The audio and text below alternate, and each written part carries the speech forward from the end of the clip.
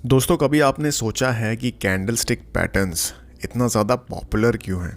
वो इसलिए क्योंकि ट्रेडिंग और इन्वेस्टिंग करते वक्त आप किसी शेयर या फिर एसेट को इस जगह पर बाय करते हैं या फिर इस जगह पर बाय करते हैं। ये डिसाइड करता है प्राइस एक्शन के ऊपर आपकी नॉलेज और आपकी अंडरस्टैंडिंग। और इसी प्राइस एक्शन और इसके पीछे के बिहेवियर को रीड करने में और उसको समझने में हमारी मदद करती है कैंडलस्टिक पैटर्न्स। इसलिए इस वीडियो में मैं आपके लिए लेकर आया हूँ कैंडलस्टिक पैटर्न्स के ऊपर एक ऐसा कमाल का वीडियो जो आपको पूरे इंटरनेट पर ढूंढने पर भी नहीं मिलने वाला है। इस वीडियो में हम कैंडलस्टिक पैटर्न्स से संबंधित इंपॉर्टेंट कॉन्सेप्ट्स जैसे कि कैंडलस्टिक की बॉडी, उसके विक्स का size, colour of the body, time frame और ऐसे और भी ढेर सारे इंपॉर्टेंट कॉन्सेप्ट्स को हम डिटेल में समझने वाले हैं। और उसके बाद वीडियो में आगे हम सभी सिंगल कैंडलस्टिक पैटर्न्स को कवर करने वाले हैं। दोस्तों, कैंडलस्टिक पैटर्न्स के ऊपर मैं एक कंप्लीट सीरीज बना रहा हूं जिसमें 3 पार्ट्स होने वाले हैं और ये वीडियो उस सीरीज का पार्ट 1 है। पार्ट 2 और पार्ट 3 में हम डबल और ट्रिपल कैंडलस्टिक पैटर्न्स के बारे में बात करेंगे। इसलिए अगर आप इस सीरीज के एक भी वीडियो को मिस नहीं करना चाहते हैं तो चैनल को सब्सक्राइब कर लें और बेल नोटिफिकेशंस को ऑन कर लीजिए ताकि जब मैं वीडियो अपलोड करता हूं तब आप सबसे पहले उस वीडियो को देख सकें। तो चलिए इसी के साथ इस एजुकेशनल वीडियो की शुरुआत करते हैं। तो वीडियो की शुरुआत करते हैं एक सिंपल से क्वेश्चन के साथ, व्हाट आर कैंडलस्टिक्स? इसका अगर मैं आपको बहुत सिंपल सा आंसर दूं तो कैंडलस्टिक एक ऐसा टूल है या फिर हम कह सकते हैं एक इंडिकेटर है जिसकी मदद से हम किसी भी शेयर या फिर एसेट की प्राइसेस में जो उतार चढ़ाव होता है हम उसे कैंडलस्टिक की मदद से रीड कर सकते हैं, उसे ट्रैक कर सकते हैं for any given time period. तो इसका मतलब ये हुआ कि अगर आप वीकली चार्ट पर किसी कैंडलस्टिक्स को देख रहे हैं तो वहाँ पर हर एक जो कैंडलस्टिक आपको देखने को मिल रही है वो पूरे वीक के प्राइस एक्शन से बनी है। और सिमिलरली अगर आप मान लीजिए एक डेली टाइम फ्रेम पर आप कैंडलस्टिक चार्ट्स को देख रहे हैं तो यहाँ हर सिंगल कैंडल पूरे दिन के प्राइस एक्शन से बनी होती है। अब आप लोग यहाँ पर पूछोगे कि प्राइसेस को देखने के लिए कैंडलस्टिक चार्ट्स ही क्यों? हम यहाँ पर लाइन चार्ट्स या फिर पॉइंट एंड फिगर चार्ट्स को भी तो इस्तेमाल कर सकते हैं। So why candlestick patterns? दोस्तों, ऐसा इसलिए क्योंकि कैंडलस्टिक पैटर्न्स से हम प्राइसेस को देखने के साथ साथ हम उन प्राइस मूवमेंट्स के पीछे का जो रीज़न है और जो साइकोलॉजी है उसको समझने में हमारी काफ़ी हेल्प होती है। और दोस्तों, कैंडलस्टिक पैटर्न्स की मदद से हम लोग बहुत आसानी से ये पता लगा सकते हैं कि किसी शेयर की प्राइसेस फ्यूचर में किस तरीके से बिहेव कर सकती हैं। अब दोस्तों, आप किसी भी टाइम फ्रेम का चार्ट अगर देखते हैं तो आपको सिर्फ 2 टाइप की कैंडलस्टिक्स देखने को मिलती हैं। एक होती है ग्रीन कलर कैंडल और दूसरी होती है रेड कलर कैंडल। तो जो एक ग्रीन कैंडल होती है दोस्तों, वो सिर्फ तब फॉर्म होती है चार्ट्स पर जब किसी शेयर की जो क्लोजिंग प्राइस है उसकी ओपनिंग प्राइस से ज़्यादा होती है। और दूसरी टाइप की जो कैंडलस्टिक आपको देखने को मिलती है वो होती है रेड कलर कैंडल। तो दोस्तों, आपको एक रेड बेयरिश कैंडलस्टिक सिर्फ तभी फॉर्म होते हुए देखने को मिलती है जब किसी शेयर की जो क्लोजिंग प्राइस है उसकी ओपनिंग प्राइस से नीचे होती है, यानी कम होती है। अब दोस्तों, कोई भी कैंडलस्टिक सिर्फ इन 2 चीज़ों से मिलकर बनी होती है। Number 1, body of the candlestick, और नंबर 2, जो हमें किसी कैंडलस्टिक के ऊपर नीचे थिन लाइंस देखने को मिलती हैं जिसे हम लोग विक या फिर शैडो भी बुलाते हैं। इन थिन लाइंस को हम लोग अपर और लोअर विक्स बुलाते हैं और ये एक ही तरीके से काम करती हैं, चाहे कैंडलस्टिक का कलर रेड है या फिर ग्रीन है। जो अपर विक होती है दोस्तों किसी कैंडलस्टिक पैटर्न की, वो हमें उस कैंडल की फॉर्मेशन के दौरान जो भी उस सेशन में हाईएस्ट प्राइसेस थी उसके बारे में बताती हैं। और वहीं जो किसी कैंडलस्टिक में आपको लोअर विक देखने को मिलती है वो उस कैंडल की बनने के दौरान जो भी लोएस्ट प्राइसेस बनी थी उसके बारे में बताती हैं। अब दोस्तों, इससे पहले कि हम सभी सिंगल कैंडलस्टिक पैटर्न्स के बारे में जानें, उससे पहले मैं आपके साथ कैंडलस्टिक पैटर्न्स के बारे में कुछ बहुत ही ज़्यादा इंपॉर्टेंट कॉन्सेप्ट्स हैं उनको मैं आपके साथ डिस्कस करना चाहूँगा। तो सबसे पहला जो कॉन्सेप्ट है जिसके बारे में हम बात करेंगे उसका नाम है size of the body of a candle. दोस्तों, किसी भी कैंडलस्टिक के बॉडी के साइज को देखकर ही हम ये पता लगा सकते हैं कि यहाँ पर बायर्स स्ट्रॉन्ग देखने को मिल रहे हैं या फिर सेलर्स स्ट्रॉन्ग देखने को मिल रहे हैं। तो उदाहरण के तौर पर मान लेते हैं कि XYZ कंपनी का शेयर 10 रुपए से ओपन होता है और सेलर्स यहाँ पर प्राइसेस को कंट्रोल करने की कोशिश करते हैं और प्राइसेस को 5 रुपए तक ले जाते हैं। उसके बाद बायर्स यहाँ फिर से स्टेप इन करते हैं और प्राइसेस को वो काफ़ी ऊपर ले जाते हैं और 55 रुपए का एक हाई बनता है। लेकिन एंड में प्राइसेस 50 रुपए पर जाकर क्लोज हो जाती हैं। तो यहाँ आपके सामने एक बड़े बॉडी वाली और छोटे विक्स वाली ग्रीन कैंडल स्टिक बन जाएगी। और इस कैंडल के बॉडी का साइज और कलर को देखकर हमें पता लग रहा है कि यहाँ पर इस कैंडल स्टिक की फॉर्मेशन के दौरान XYZ के शेयर में बायर्स की पकड़ काफ़ी मजबूत देखने को मिल रही है।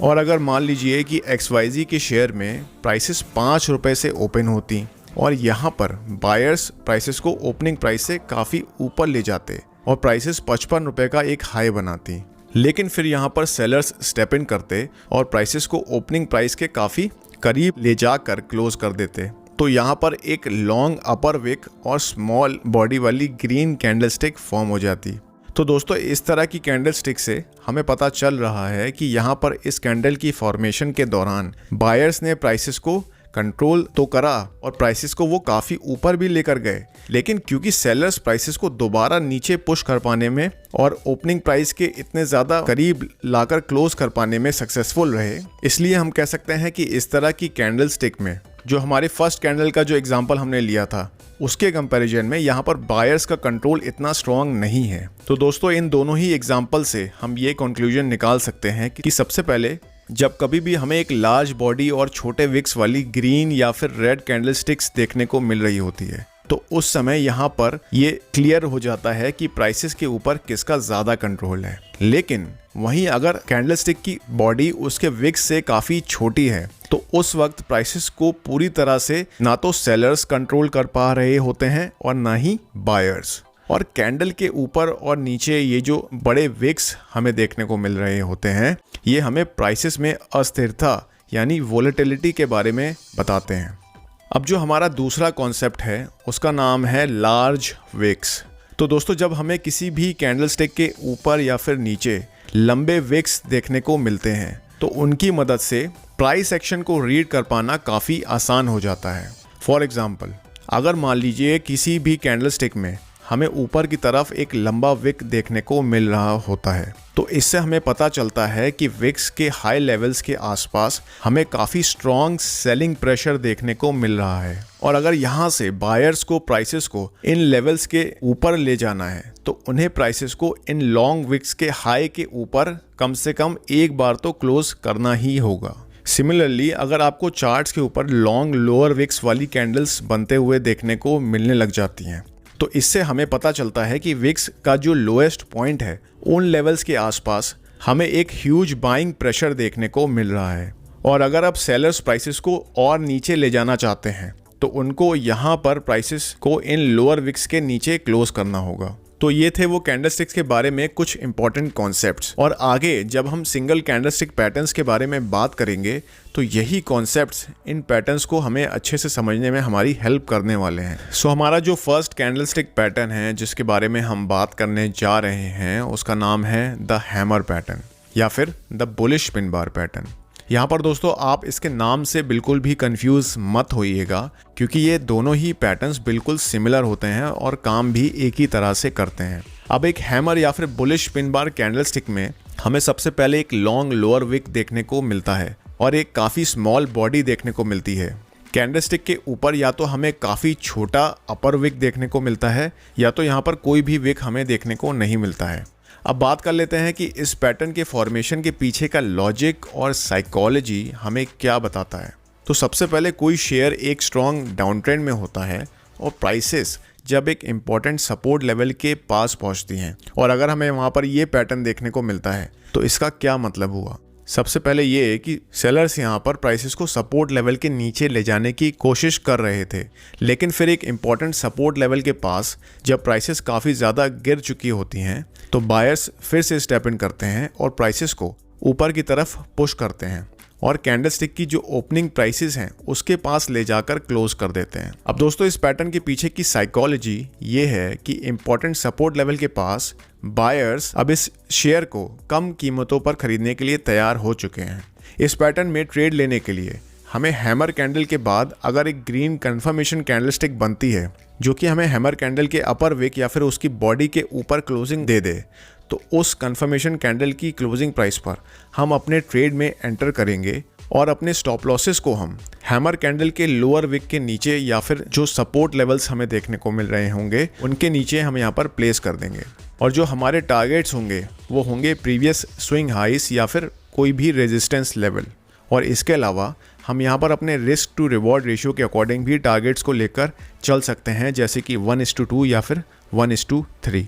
अब दोस्तों यहाँ आपके मन में एक सवाल खड़ा हो रहा होगा कि यहाँ आपको कौन से टाइम फ्रेम के चार्ट्स को देखना है, तो उसके बारे में हम वीडियो के एंड में काफ़ी डिटेल में बात करने वाले हैं। Pattern number 2, the bearish hanging man pattern. अब दोस्तों एक बेयरिश हैंगिंग मैन पैटर्न और एक बुलिश पिन बार या फिर हैमर पैटर्न में सबसे बड़ा जो डिफरेंस होता है, देखने में तो दोस्तों ये दोनों ही पैटर्न्स बिल्कुल एक जैसे होते हैं, बस यहाँ जो एक डिफरेंस आपको देखने को मिलेगा वो ये है कि जहाँ आपको एक हैमर या फिर बुलिश पिन बार पैटर्न आपको एक स्ट्रॉन्ग डाउन ट्रेंड के बाद फॉर्म होते हुए देखने को मिलता है, वहीं एक बेयरिश हैंगिंग मैन पैटर्न आपको एक अप ट्रेंड के बाद एक रेजिस्टेंस लेवल के नीचे फॉर्म होते हुए देखने को मिलता है। दोस्तों दूसरा डिफरेंस ये है कि एक हैमर पैटर्न जहाँ हमें एक बाय सिग्नल देता है, वहीं एक हैंगिंग मैन पैटर्न हमें एक सेल सिग्नल देता है। अब दोस्तों इस पैटर्न के पीछे का मीनिंग और साइकोलॉजी ये है कि जब एक स्ट्रॉन्ग अप ट्रेंड के बाद प्राइसेस एक इम्पॉर्टेंट रेजिस्टेंस लेवल के नीचे पहुंचती हैं, तो वहाँ कुछ ट्रेडर्स या फिर इन्वेस्टर्स को ऐसा लगने लगता है कि अब शेयर की प्राइसेस काफ़ी ज़्यादा महंगी हो चुकी हैं, इसलिए यहाँ पर हमें एक प्रॉफिट बुकिंग देखने को मिलती है और प्राइसेस में एक शार्प फॉल आते हुए देखने को मिलता है। अब दोस्तों जिन बायर्स ने इस पैटर्न की जो प्रीवियस ग्रीन कैंडल है उसकी फॉर्मेशन के दौरान जिन बायर्स ने इस शेयर में बाइंग की होती है, वो इस डिप को यहाँ पर बाय करने की कोशिश करते हैं, इसलिए प्राइसेस अपनी ओपनिंग प्राइसेस के पास जाकर क्लोज हो जाती हैं और एक हैंगिंग मैन पैटर्न यहाँ पर बन जाता है। लेकिन दोस्तों यहाँ पर जो मार्केट साइकोलॉजी है वो हमें क्या बता रही है, वो हमें ये बता रही है कि एक इम्पॉर्टेंट रेजिस्टेंस लेवल के नीचे हमें शार्प सेलिंग देखने को मिल चुकी होती है, जिससे दोस्तों हमें बदलते हुए मार्केट सेंटीमेंट के बारे में पता चल रहा होता है। अब दोस्तों अगर हम इस तरह के पैटर्न में ट्रेड करना चाहते हैं तो पहले हमें एक रेड कन्फर्मेशन कैंडल का वेट करना होगा, जो कि हमें हैंगिंग मैन कैंडल के लोअर विक के नीचे या फिर उसके आसपास बंद होते हुए देखने को मिले। अब दोस्तों क्योंकि यहाँ पर हम शॉर्ट सेलिंग करेंगे, मतलब शेयर को हम लोग बेचेंगे, इसीलिए हम अपने स्टॉप लॉसेस को हैंगिंग मैन कैंडल के हाई के ऊपर या फिर रेजिस्टेंस लेवल के ऊपर प्लेस कर देंगे। यहाँ पर जो हमारे टारगेट्स होंगे वो होंगे प्रीवियस स्विंग लोस या फिर जो भी नियरेस्ट सपोर्ट लेवल हमें देखने को मिल रहे होंगे। अब दोस्तों इससे पहले हम अपने आगे के कैंडलस्टिक पैटर्न्स के बारे में बात करें, उससे पहले एक चीज़ जो यहाँ पर मैं आपको क्लियर कर देना चाहूँगा वो ये है कि यहाँ पर हमें कैंडलस्टिक के बॉडी के कलर से कोई मतलब नहीं है, लेकिन as a general thumb rule एक चीज़ आपको अपने माइंड में बैठा लेनी है कि जब हमें कोई कैंडल या फिर पैटर्न एक सेलिंग सिग्नल दे रहा होता है, तो उस केस में अगर एक रेड बॉडी वाली कैंडल बनती है तो हम कह सकते हैं कि वो ज़्यादा इफेक्टिव होगी एक ग्रीन बॉडी वाली कैंडल स्टिक के कंपैरिजन में। और वहीं अगर कोई कैंडल स्टिक पैटर्न हमें एक बाय सिग्नल दे रहा होता है तो उस केस में हम कह सकते हैं कि एक ग्रीन बॉडी वाली कैंडल स्टिक एक रेड बॉडी वाली कैंडल स्टिक की तुलना में ज़्यादा वैलिड होगी। अब बात कर लेते हैं अपने अगले कैंडलस्टिक पैटर्न के बारे में, जो कि है शूटिंग स्टार या फिर bearish pin bar candlestick pattern. दोस्तों इस कैंडलस्टिक पैटर्न में हमें सबसे पहले एक स्मॉल बॉडी देखने को मिलती है और उस स्मॉल बॉडी के ऊपर हमें एक लॉन्ग अपर विक देखने को मिलती है, और वहीं बॉडी के नीचे या तो एक स्मॉल लोअर विक देखने को मिलती है या तो बिल्कुल भी विक देखने को नहीं मिलती है। दोस्तों एक शूटिंग स्टार पैटर्न भी हमें एक हैंगिंग मैन पैटर्न की तरह ही एक स्ट्रॉन्ग अप ट्रेंड के बाद मार्केट के टॉप लेवल्स पर एक इम्पॉर्टेंट रेजिस्टेंस लेवल के नीचे बनते हुए देखने को मिलता है। एक शूटिंग स्टार या फिर bearish pin bar candlestick pattern में हमें जो लॉन्ग अपर विक देखने को मिल रही होती है वो हमें ये बताती है कि एक मेजर अप ट्रेंड के दौरान बायर्स पहले प्राइसेस को एक रेजिस्टेंस लेवल के ऊपर ले जाने की कोशिश करते हैं, लेकिन फिर सेलर्स प्राइसेस को नीचे पुश करके प्राइसेस को कैंडल की ओपनिंग प्राइसेस के पास ले जाकर क्लोज कर देते हैं, जिससे हमें पता चलता है कि एक की लेवल रेजिस्टेंस के पास हमें सेलर्स की वापसी होते हुए देखने को मिल रही है। और यहाँ जो अगली कैंडलस्टिक बनती है वो एक रेड बेयरिश कैंडलस्टिक बनती है, जो कि शूटिंग स्टार कैंडल के लोअर विक या फिर उसकी बॉडी के नीचे क्लोजिंग दे दे तो हमारा सेल सिग्नल यहाँ पर एक्टिवेट हो जाता है। दोस्तों इस पैटर्न में ट्रेड करने के लिए हमें शूटिंग स्टार पैटर्न के बाद जो अगली रेड कंफर्मेशन कैंडलस्टिक बनेगी उसकी क्लोजिंग प्राइस पर हम अपने ट्रेड में एंटर कर सकते हैं। और क्योंकि यहाँ पर हम लोग शॉर्ट सेलिंग करने वाले हैं, इसलिए हम अपने स्टॉप लॉसेस को शूटिंग स्टार कैंडल के अपर विक के ऊपर या फिर रेजिस्टेंस लेवल के ऊपर प्लेस कर देंगे। ना दोस्तों, जो हमारा फोर्थ कैंडलस्टिक पैटर्न है उसका नाम है द इन्वर्टेड हैमर पैटर्न। दोस्तों, इस तरह के कैंडलस्टिक पैटर्न में हमें सबसे पहले एक स्मॉल बॉडी देखने को मिलती है और बॉडी के ऊपर एक लॉन्ग अपर विक देखने को मिलती है, और वहीं बॉडी के नीचे या तो एक स्मॉल लोअर विक देखने को मिलती है या फिर बिल्कुल भी विक देखने को नहीं मिलती है। और दोस्तों, एक इन्वर्टेड हैमर कैंडल देखने में बिल्कुल एक शूटिंग स्टार या फिर बेयरिश पिन बार कैंडलस्टिक की तरह ही होती है। बस फर्क यहाँ ये होता है कि जहाँ एक शूटिंग स्टार पैटर्न आपको एक अपट्रेंड के बाद मार्केट के टॉप लेवल्स पर बनते हुए देखने को मिलता है, वहीं एक इन्वर्टेड हैमर पैटर्न आपको एक स्ट्रॉन्ग डाउन ट्रेंड के बाद एक सपोर्ट लेवल के ऊपर बनते हुए देखने को मिलता है। दोस्तों, एक शूटिंग स्टार पैटर्न जहां हमें एक सेल सिग्नल देता है, वहीं एक इन्वर्टेड हैमर पैटर्न हमें एक बुलिश यानी बाय सिग्नल देता है। दोस्तों, एक इन्वर्टेड हैमर कैंडल में जो हमें लॉन्ग अपर विक या फिर शैडो देखने को मिल रही होती है, वो हमें ये बताती है कि पहले प्राइसेस एक स्ट्रॉन्ग डाउन ट्रेंड में थी, लेकिन जैसे ही प्राइसेस अपने इंपॉर्टेंट सपोर्ट लेवल्स के पास पहुंचती हैं, तो हमें यहाँ एक ह्यूज बाइंग इंटरेस्ट वापस आते हुए देखने को मिलता है और बायर्स प्राइसेस को ओपनिंग प्राइसेस से काफ़ी ऊपर पुश कर देते हैं। लेकिन सेलर्स यहाँ एक लास्ट अटेम्प्ट करते हैं और प्राइसेस को इन्वर्टेड हैमर कैंडल की ओपनिंग प्राइसेस के पास ले जाकर क्लोज कर देते हैं। लेकिन दोस्तों, यहाँ पर मार्केट साइकोलॉजी हमें ये बता रही है कि एक इम्पॉर्टेंट सपोर्ट लेवल्स के पास बायर्स इस पर्टिकुलर शेयर को इन लेवल्स पर खरीदने के लिए रेडी हो चुके हैं।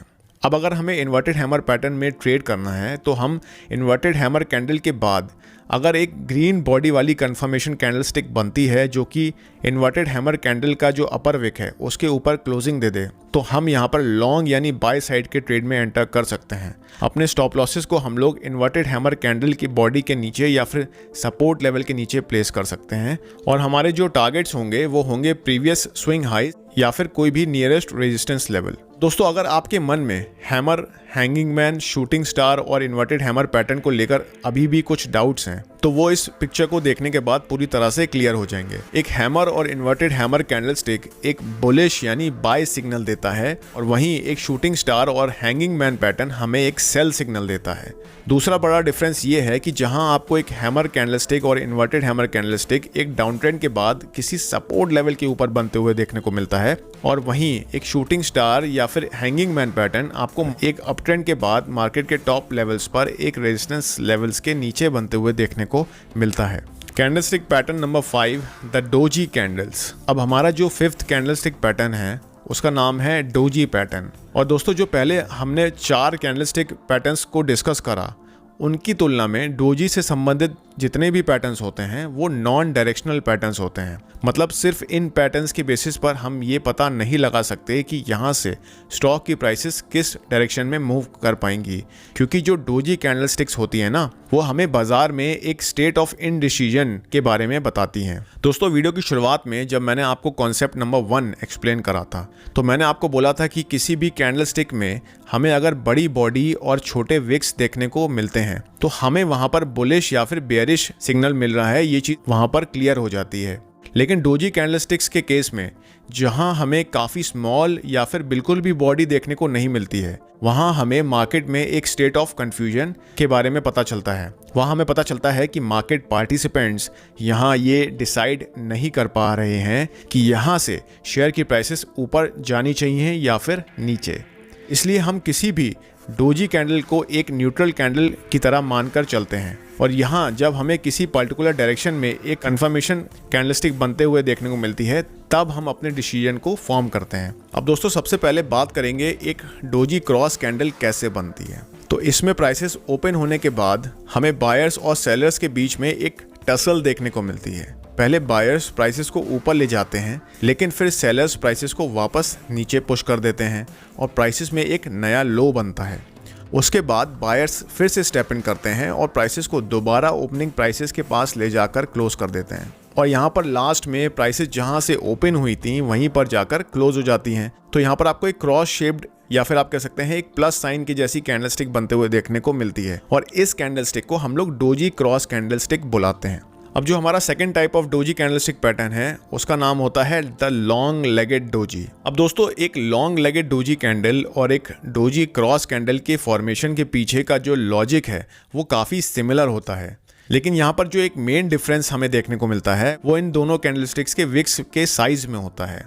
जहां आपको एक डोजी क्रॉस कैंडल में स्मॉलर साइज अपर और लोअर विक्स देखने को मिलते हैं, वहीं एक लॉन्ग लेगेड डोजी कैंडल में आपको उसके कंपैरिजन में काफी बड़े अपर और लोअर विक्स देखने को मिलते हैं। जो third type of doji candlestick pattern है उसका नाम है द स्पिनिंग टॉप कैंडल्स। और दोस्तों ये डोजी कैंडल्स का एक एडवांस्ड वर्जन होता है। अब दोस्तों इसमें और एक डोजी क्रॉस कैंडल में जो एक डिफरेंस होता है वो होता है इनकी बॉडी का साइज। किसी डोजी क्रॉस या फिर लॉन्ग लेगेड डोजी कैंडल की अगर बात करते हैं तो जहां हमें इन दोनों कैंडल स्टिक्स में एक काफ़ी स्मॉल या फिर बिल्कुल भी बॉडी देखने को नहीं मिलती है, वहीं स्पिनिंग टॉप कैंडल्स में हमें काफ़ी छोटी बॉडी देखने को मिलती है। बाकी सारी चीज़ें यहाँ किसी भी और डोजी कैंडल की तरह ही काम करती हैं। मतलब एक स्पिनिंग टॉप कैंडल स्टिक भी हमें मार्केट में इन डिसीजन के बारे में बता रही होती है। और यहाँ भी कैंडल स्टिक की बॉडी का कलर चाहे रेड हो या फिर ग्रीन, ये मैटर नहीं करता है। जो fourth doji candle stick pattern है उसका नाम है द ड्रैगन फ्लाई डोजी। दोस्तों अगर आप हैमर कैंडल में जो बॉडी होती है उसको अगर आप एक डोजी क्रॉस कैंडल की बॉडी से रिप्लेस कर देते हैं तो फिर यहाँ पर जो कैंडल स्टिक्स बनती है उसे हम बोलते हैं ड्रैगन फ्लाई डोजी कैंडल। और दोस्तों इसका नाम ड्रैगन फ्लाई इसलिए होता है क्योंकि अगर आप देखेंगे तो ये कैंडल स्टिक्स देखने में बिल्कुल एक ड्रैगन फ्लाई की जैसी ही होती है। और जो फिफ्थ और last doji candle stick pattern है उसका नाम है the grave stone doji candle. और दोस्तों ये कैंडल एक शूटिंग स्टार या फिर एक इन्वर्टेड हैमर कैंडल की जो बॉडी होती है उसको अगर हम लोग डोजी क्रॉस कैंडल में जो बॉडी होती है अगर हम उससे रिप्लेस कर देते हैं तब जो कैंडल स्टिक यहाँ पर बनती है उसे हम grave stone doji candle stick बोलते हैं। और दोस्तों देखने में ये कैंडल स्टिक एक ग्रेव स्टोन की जैसी होती है, इसीलिए जापानीज लिटरेचर में इसका नाम ग्रेव स्टोन डोजी रख दिया गया है। अब दोस्तों हमने बात करी 5 types of doji candle stick patterns के बारे में, लेकिन उनको ट्रेड कैसे करना है? उनको ट्रेड करना भी काफ़ी आसान होता है, बस आपको कुछ इन सिंपल कंडीशंस को फॉलो करना है। कंडीशन 1, किसी भी तरह के डोजी कैंडल स्टिक पैटर्न को हम एक न्यूट्रल पैटर्न कंसिडर करेंगे। कंडीशन 2, एक डोजी कैंडल बनने से पहले जो ट्रेंड चल रहा था उसे हम एक बार यहाँ पर चेक करेंगे। फॉर एग्जाम्पल अगर कोई डोजी पैटर्न आपको एक अप ट्रेंड के बाद किसी रेजिस्टेंस लेवल के नीचे फॉर्म होते हुए देखने को मिलता है तो दोस्तों इस केस में हम लोग इसको एक बेयरिश रिवर्सल पैटर्न की तरह मानेंगे। मतलब यहाँ पर हम एक शॉर्ट साइड के ट्रेड में एंटर करेंगे और ऐसा करने के लिए एक डोजी कैंडल के बाद जो अगली रेड कंफर्मेशन कैंडल स्टिक बनती है जिसने डोजी कैंडल के लो के नीचे क्लोजिंग दी हो, उस कैंडल की क्लोजिंग प्राइस पर हम अपने ट्रेड में एंटर कर सकते हैं और अपने स्टॉप लॉसेस को हम लोग रेजिस्टेंस लेवल के ऊपर या फिर डोजी कैंडल के हाई के ऊपर प्लेस कर देंगे। अब दोस्तों वही मान लीजिए अगर आपको एक डोजी कैंडल स्टिक के बेसिस पर लॉन्ग यानी बाय साइड का ट्रेड लेना हो तो उसके लिए सबसे पहले स्टॉक की प्राइसेस डाउन ट्रेंड में होनी चाहिए। उसके बाद अगर एक सपोर्ट लेवल के ऊपर आपको एक डोजी कैंडल स्टिक बनते हुए देखने को मिलती है और उस डोजी कैंडल स्टिक के बाद जब हमें एक ग्रीन कंफर्मेशन कैंडल स्टिक बनते हुए देखने को मिल जाए जो कि डोजी कैंडल स्टिक के अपर विक के ऊपर क्लोजिंग दे दे, तो यहाँ पर हम लोग लॉन्ग यानी बाय साइड के ट्रेड में एंटर कर सकते हैं। अपने स्टॉप लॉसेस को हम लोग सपोर्ट लेवल के नीचे या फिर डोजी कैंडल स्टिक के लो के नीचे प्लेस कर देंगे और हमारे यहाँ पर जो टारगेट्स होंगे वो होंगे नियरेस्ट रेजिस्टेंस लेवल्स या फिर previous swing high levels. Candle stick pattern number 6, the marubozu candles. दोस्तों इससे पहले हम इस पैटर्न के बारे में और बात करें उससे पहले अगर आपने अभी तक वीडियो को लाइक नहीं किया है तो वीडियो को प्लीज़ लाइक कर दीजिए और फ्यूचर में आप किस टॉपिक्स पर वीडियो देखना चाहते हैं वो आप नीचे कमेंट करके अपने थॉट्स और सजेशंस हमारे साथ शेयर कर सकते हैं। तो दोस्तों मारुबोजू एक जापानीज वर्ड होता है जिसका मतलब होता है बॉल्ड। और दोस्तों इस कैंडल स्टिक का नाम ऐसा इसलिए है क्योंकि मारुबोजू कैंडल स्टिक के ऊपर और नीचे हमें या तो बिल्कुल भी विक देखने को नहीं मिलता है या फिर अगर विक होता भी है तो वो काफ़ी छोटा होता है। और दोस्तों इन कैंडल स्टिक्स में जो कैंडल की बॉडी होती है वो काफ़ी बड़ी होती है। तो अगर एक ग्रीन बॉडी वाली मारुबोजू कैंडल स्टिक बनती है तो वो हमें किसी शेयर में स्ट्रॉन्ग बाइंग मोमेंटम के बारे में बता रही होती है और वहीं अगर एक रेड बॉडी वाली बेयरिश मारुबोजू कैंडल स्टिक बनती है तो वो हमें उस पर्टिकुलर स्टॉक में स्ट्रॉन्ग सेलिंग मोमेंटम के बारे में बता रही होती है। एक मारुबोजू पैटर्न के बारे में जो एक इम्पॉर्टेंट कॉन्सेप्ट है वो ये है कि ये पैटर्न एक ट्रेंड रिवर्सल पैटर्न की तरह भी काम करता है और साथ ही साथ ये एक ट्रेंड कंटिन्यूएशन पैटर्न की तरह भी काम करता है। तो सबसे पहले हम बुलिश मारुबोजू की बात करते हैं। तो दोस्तों अगर एक अप ट्रेंड के दौरान प्राइसेस एक मारुबोजू कैंडल के साथ एक रेजिस्टेंस लेवल के ऊपर ब्रेकआउट दे दें तो हम लोग उस बुलिश मारुबोजू कैंडल की क्लोजिंग प्राइस पर बाई साइड के ट्रेड में एंटर कर सकते हैं और अपने स्टॉप लॉसेस को हम लोग मारुबोजू कैंडल के नीचे प्लेस कर देंगे। दूसरा सिनेरियो ये हो सकता है कि प्राइसेस पहले हमें एक डाउन ट्रेंड में देखने को मिल रही हों, फिर एक सपोर्ट लेवल के ऊपर हमें एक बुलिश मारुबोजू कैंडलस्टिक बनते हुए देखने को मिलती है। तो इस सिनेरियो में हम एक कंफर्मेशन कैंडल का वेट करेंगे जो कि मारुबोजू कैंडल के ऊपर क्लोजिंग दे दे। उसके बाद हम उस कंफर्मेशन कैंडल की क्लोजिंग प्राइस पर बाय साइड के ट्रेड में एंटर कर सकते हैं। अब बात कर लेते हैं बेरिश मारुबोजू कैंडल के बारे में। दोस्तों जब किसी भी स्टॉक की प्राइसेस हमें एक स्ट्रॉन्ग डाउन ट्रेंड में देखने को मिल रही होती हैं तो मान लीजिए पहले यहाँ पर एक शॉर्ट टर्म करेक्शन या फिर पुल बैक आता है और उसके बाद एक रेड बेरिश मारुबोजू कैंडलस्टिक बनती है, तो इसका मतलब ये होगा कि यहाँ पर ये बेरिश मारुबोजू पैटर्न एक ट्रेंड कंटिन्यूएशन पैटर्न की तरह काम कर सकता है। मतलब प्राइसेस में जो हमें डाउन ट्रेंड देखने को मिल रहा था वो कंटिन्यू हो सकता है। तो इस सिनेरियो में हम यहाँ पर एक फ्रेश शॉर्ट पोजीशन में एंटर कर सकते हैं। और अगर हम यहाँ पर शॉर्ट साइड के ट्रेड में एंटर करते हैं तो हम लोग पहले तो मारुबोजू कैंडलस्टिक की क्लोजिंग प्राइस पर शॉर्ट साइड के ट्रेड में एंटर कर सकते हैं और अपने स्टॉप लॉसेस को हम लोग मारुबोजू कैंडलस्टिक के बॉडी के ऊपर प्लेस कर देंगे। दूसरा सिनेरियो यहाँ पर यह हो सकता है कि एक बेरिश मारुबोजू कैंडलस्टिक आपको एक अप ट्रेंड के बाद एक रेजिस्टेंस लेवल के नीचे बनते हुए देखने को मिले, तो उस सिनेरियो में ये पैटर्न एक ट्रेंड रिवर्सल पैटर्न की तरह काम करेगा। मतलब जहां शेयर की प्राइसेस पहले एक अप ट्रेंड में थी, अब एक बेरिश मारुबोजू कैंडलस्टिक बनने के बाद डाउन ट्रेंड में जा सकती हैं। तो मतलब यहाँ पर हम लोग शॉर्ट साइड के ट्रेड में एंटर कर सकते हैं। अब दोस्तों ये तो थे वो 6 कैंडलस्टिक पैटर्न्स जिसकी मदद से हम ये पता लगा सकते हैं कि किसी स्टॉक की प्राइसेस ऊपर जाएंगी या फिर नीचे। अब जो एक इम्पॉर्टेंट क्वेश्चन आप लोग सबसे ज़्यादा मुझसे पूछते हैं वो ये है कि किसी भी शेयर में ट्रेड करते वक्त या फिर इन्वेस्ट करते वक्त कौन से टाइम फ्रेम का चार्ट आपको देखना चाहिए। तो इसका बहुत सिंपल सा आंसर है और वो है टॉप डाउन एनालिसिस। तो दोस्तों टॉप डाउन एनालिसिस से हमारा मतलब होता है कि हम अपना एनालिसिस करते वक्त शुरुआत हमेशा लॉन्गर टाइम फ्रेम चार्ट्स के साथ करते हैं, जिससे हमें उस पर्टिकुलर स्टॉक में एक लॉन्ग टर्म टेलीस्कोपिक व्यू मिल जाता है और उसके बाद हम अपने टाइम फ्रेम को धीरे धीरे कम करते चले जाते हैं, जिससे हमें उस शेयर में एक शॉर्ट टर्म बेसिस पर एक माइक्रोस्कोपिक व्यू मिल जाता है, जिसकी मदद से हम अपने एंट्री और एग्जिट लेवल्स को बहुत आसानी से ढूंढ सकते हैं। अब दोस्तों ये लॉन्गर टाइम फ्रेम और शॉर्टर टाइम फ्रेम कितना होगा ये डिपेंड करेगा आपके ट्रेडिंग या फिर इन्वेस्टमेंट होराइजन पर। तो एग्जांपल के तौर पर एक पोजिशनल ट्रेडर या फिर एक इन्वेस्टर के लिए जो कि 3 महीने से 6 महीने के ड्यूरेशन के लिए किसी स्टॉक में ट्रेड या फिर इन्वेस्ट करता है, उसके लिए टॉप डाउन एनालिसिस के लिए जो सूटेबल टाइम फ्रेम्स होंगे वो होंगे monthly chart, weekly chart, daily chart, 15 minute. और उसके अलावा एक स्विंग ट्रेडर के लिए जिसका कि जो ट्रेडिंग होराइजन है वो 1 हफ्ते से लेकर 1 महीने तक के लिए होता है, उसके लिए जो आइडियल टाइम फ्रेम्स होंगे वो होंगे 1 वीक, डेली, 1 आवर, 15 मिनट। एक इंट्राडे ट्रेडर जो कि अपनी पोजीशंस को सेम डे में स्क्वायर ऑफ कर देते हैं, उनके लिए जो आइडियल टाइम फ्रेम्स होंगे वो होंगे daily chart, 1 hour, 15 minute, 5 minute.